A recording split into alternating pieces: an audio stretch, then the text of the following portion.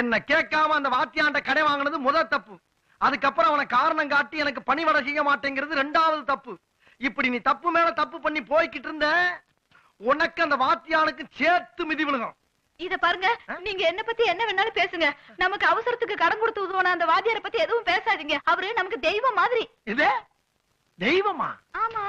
ஏண்டி சில்லற காசு 2000 ரூபாய் கொடுத்தன உனக்கு தெய்வம்னா 10 வருஷமா உனக்கு சோறு போட்டு துணிமணி எடுத்து கொடுத்து 4 புள்ள பாக்கியம் கொடுத்துருக்கனே நான் யாரு? யாரு புறம்போக்கா? சொல்றி பொறுக்கியா?